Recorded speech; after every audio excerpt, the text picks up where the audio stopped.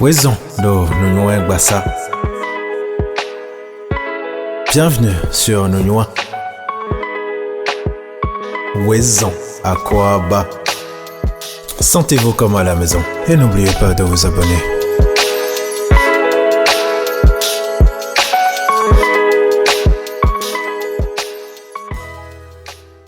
Vous savez, le vaudou ne fait pas tout.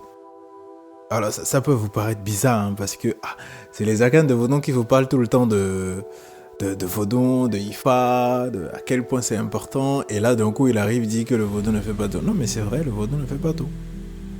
Et c'est là où ça va être très très important de faire attention à certains détails. Vous savez, c'est les mêmes anciens, c'est les mêmes ancêtres qui nous définissent le vaudou comme étant ce qu'on ne connaît pas, ce qui est inconnaissable, la dualité, comme les forces qui nous protègent, comme les forces qui jouent le rôle d'intermédiaire entre les hommes et les dieux. C'est toutes les manières possibles on nous présente le vaudou, mais c'est les mêmes qui nous disent finalement qu'en fin de compte, il ne faut pas oublier que le vaudou c'est ce qui est dans ton cœur. Non, qu'en fait, quand on dit aïe, c'est même pas le cœur. Et quand on dit aïe, à quoi peut-on faire référence quand on parle de aïe? Alors, on dira généralement ce qui est dans ton esprit. Ce qui est dans ton esprit. Et c'est là où ça va être essentiel. Parce que quand on va définir le vaudou de cette façon, ça veut dire que quoi? Ça veut dire que le vaudou ce n'est plus forcément ça, ce n'est plus forcément ça, ce n'est plus forcément ça. Vaudou. C'est quoi ce qui est dans ton esprit? C'est quoi la chose qui est dans votre esprit? Moi je peux pas le savoir, vous êtes le seul à savoir ce que c'est. Ce qui est dans mon esprit, moi je le sais. Qu'est-ce qui est dans votre esprit? De bonnes pensées? De mauvaises pensées? Des doutes? Manque de confiance? Non? La santé? La prospérité? Confiance en soi? C'est quoi exactement ce qui est dans votre esprit finalement? Et c'est là où, quand on va nous parler de haï, quand on va nous parler de esprit, on nous dira qu'il y a deux sortes d'esprits. Il y a deux sortes d'esprits. Il y a le grand esprit et il y a le petit esprit. Et ce qui est intéressant encore, c'est qu'on nous dit mais que ces deux esprits ne sont pas dissociés l'un de l'autre. Et que ces deux esprits sont imbriqués, au contraire, l'un dans l'autre. Ces deux esprits sont intrinsèquement liés. Et donc le grand esprit, c'est le grand Mao, c'est la grande conscience primordiale, c'est la totalité, c'est le tout, c'est ce que vous connaissez tous, c'est l'énergie primordiale. Et le petit esprit, c'est cette énergie qui vous incarne. C'est cette force qui vous anime, vous, en tant qu'individu, en tant qu'être humain. Et donc on nous dit que cet esprit et le grand esprit ne sont pas dissociés l'un de l'autre. Et c'est ce grand tout qui est le haï, ce qui est dans ton esprit. Et c'est là où à chaque fois quand on parle, on me dit en fait, mais le Mao en fait c'est un logiciel. C'est un logiciel. Et c'est ce que tu as planté, c'est ça qui va pousser. En fait c'est très fort, cette phrase on l'a dit à chaque fois, mais j'ai l'impression qu'on ne mesure pas forcément tout ce que ça implique. Mais quand on dit c'est ce que tu as semé, c'est ça que tu vas récolter. Mais c'est tellement important. C'est tellement important. Vous savez, quand on parle d'esprit,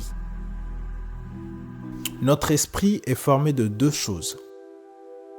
Alors, moi, je schématise la chose comme ça. Notre esprit est formé de deux choses. Il y a le subconscient et il y a le conscient. Alors, le subconscient, évidemment, c'est la partie qu'on ne calcule pas trop. Mais c'est la partie qui nous fait vivre. C'est la partie qui fait tout ressortir, etc. Et le conscient, ça va être ce qu'on génère nous-mêmes, ce qu'on pense, ce qu'on dicte, ce qu'on désire, etc., etc. Alors, quand on parle d'esprit, on peut parler encore de trois types de cerveau, et on va rentrer dedans, le néocortex, etc., tout ça. Mais on va rester sur les deux schémas, le subconscient et le conscient, et c'est là où on va comprendre quand les anciens disent que le vaudon, c'est ce qui est dans ton esprit. Dans un premier temps, j'aimerais quand même nous rappeler que c'est l'homme qui fait le vaudon. J'aimerais quand même nous rappeler que c'est l'homme qui fait le vaudon. C'est l'homme qui va se lever, qui va prendre son argent, aller investir dans telle chose, pour dire, mon vaudon, je vais l'appeler de telle façon, etc. C'est moi, je vais me lever, je vais dire, je vais aller prendre la divinité tronc, je vais l'installer chez moi. C'est moi, je vais me lever, je vais dire, je vais aller me faire initier au Fa. C'est moi, je vais me lever, je vais dire, je vais aller me prendre la divinité Legba, je vais l'installer chez moi, etc. C'est moi, finalement, je suis au cœur du processus. Ça veut dire que quoi? Ça veut dire que si je ne suis pas au cœur du processus, il n'y aura pas le vaudon tel que nous en parlons aujourd'hui. Il n'y en aura pas. Et quand on revient encore dans ce schéma de subconscient et de conscient, et que finalement ce que je pense, c'est ce que je sème dans le subconscient, et qui va pousser dans le subconscient et qui va se manifester après. Nous d'ailleurs un vaudon.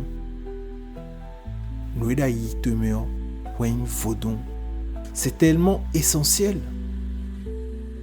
Ce que je pense, que je sème comme pensée, c'est ça qui va pousser. De la même façon que si je prends le maïs aujourd'hui, je vais semer le maïs, c'est le maïs qui va pousser.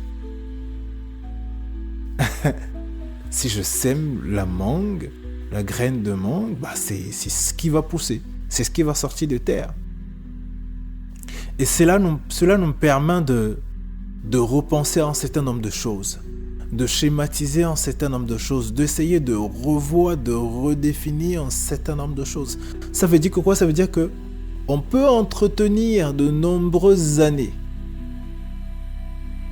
de mauvaises choses. Et ça je suis tombé sur un truc un jour, ça m'a fait halluciner. C'est-à-dire, je ne me rappelle plus exactement, mais l'homme génère à peu près combien de pensées par jour? 60 000 pensées, un truc comme ça. Je me rappelle plus trop. Mais c'était énorme. Et parmi ces pensées qui sont générées chaque jour, la majorité est répétitive. Donc c'est-à-dire qu'on se lève chaque jour, on broie les mêmes pensées, on remonte les mêmes pensées, on revit les mêmes pensées. Donc toi tu te lèves, tu dis c'est un nouveau jour. Mais en vrai c'est pas un nouveau jour du tout. C'est ton jour ancien qui s'est recyclé. Donc tu t'es réveillé avec de l'optimisme, mais enfin tu vas retourner dans le pessimisme si entre-temps tu étais dans le pessimisme. Et c'est là où, à un moment donné, on doit réfléchir à un certain nombre de choses, penser à comment est-ce qu'on veut définir les choses, comment est-ce qu'on veut reprogrammer les choses, et c'est là où c'est essentiel. Quand on repense encore la phrase, le vaudon, c'est ce qui est dans ton esprit. On aura beau définir le vaudon comme étant ce qui est inconnaissable, ce qui est... mais il ne faut pas oublier cette partie. Elle est essentielle. Elle est essentielle. Et ça fait complètement sens quand on dit l'homme, l'individu, l'être humain, c'est le Beto. Beto, c'est-à-dire que c'est toi le père de la création. Tu es responsable de la création. Tu es responsable de ta création. Je ne sais pas si vous vous rendez compte à quel point c'est essentiel. Même quand le Fa va te dire « viens te faire initier pour sortir du monde de la subjectivité pour rentrer dans le monde de l'objectivité », une fois que tu vas te faire initier pour connaître le vrai toi, l'énergie qui t'incarne véritablement, ce n'est pas fini parce que maintenant il faut encore travailler pour incarner cette énergie.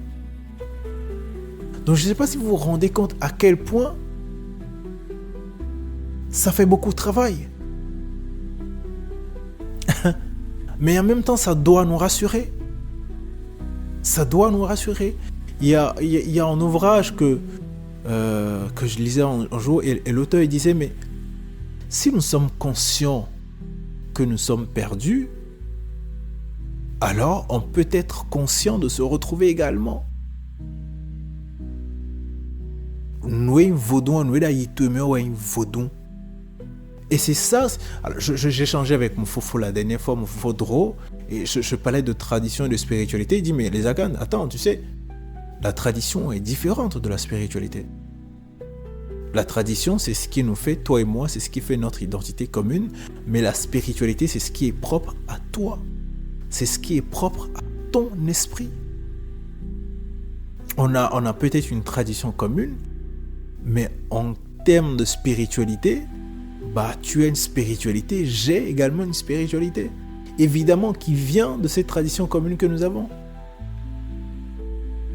Et c'est tellement important de comprendre ce genre de choses parce que ça va nous éviter de faire un certain nombre d'erreurs. J'ai été tellement ravi quand j'ai découvert l'ouvrage de Jacques Ofiaza qui nous parlait, qui parlait de reprogrammation, qui parlait de suggestion, qui parlait de visualisation à travers le IFA. C'est-à-dire qu'il te donne le signe de IFA et en fonction du signe de IFA que tu as, il y a un certain nombre de phrases de reprogrammation qui l'accompagnent. Alors j'ai été bluffé quand j'ai vu ça, je me suis dit mais c'est hallucinant. Mais en vrai, ça ne devrait pas être hallucinant parce que même quand on prend les citations dans le IFA, quand on prend les légendes, les aphorismes, mais en vrai, c'est que des phrases de reprogrammation. C'est que des phrases de reprogrammation. Alors, on va prendre cette chanson-là, par exemple. La chanson qui dit « Ta fort danger, dans mon thème nouveau, qu'on est ta fort danger, mais dans mon thème nouveau. Ta fort danger, dans mon thème nouveau, ta fort danger, dans mon thème nouveau. Ta fort danger, dans mon thème nouveau, qu'on est ta fort danger, dans mon thème nouveau. Ta fort danger, dans mon thème nouveau, ta fort danger, dans mon thème nouveau. » Mais quand vous prenez cette chanson qui dit « Marche sur le serpent ne te mordra pas. » Mais je ne sais pas si vous vous rendez compte à quel point c'est une reprogrammation incroyable. C'est une suggestion incroyable qui reprogramme ton esprit. Parce que le serpent, jusque-là, c'est connu comme quelque chose. Ah, si le serpent te mord, tu meurs. Le serpent, dès que tu le touches, il te mord, etc., etc. Mais là, on te dit, marche sur le serpent, il ne te mordra pas. C'est toi maintenant, tu commandes le serpent. Il ne te mordra pas, il ne touchera pas. Il ne te fera rien du tout. Et c'est là où à chaque fois, quand je parle de nos traditions, j'ai dit, ah les gars, il faut qu'on revienne à l'essentiel. Il faut qu'on revoie encore certaines choses.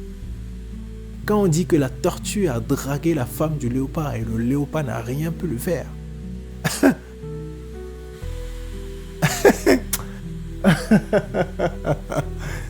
mais c'est puissant.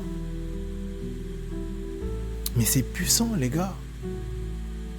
Mais c'est des phrases de suggestion, c'est des phrases de reprogrammation.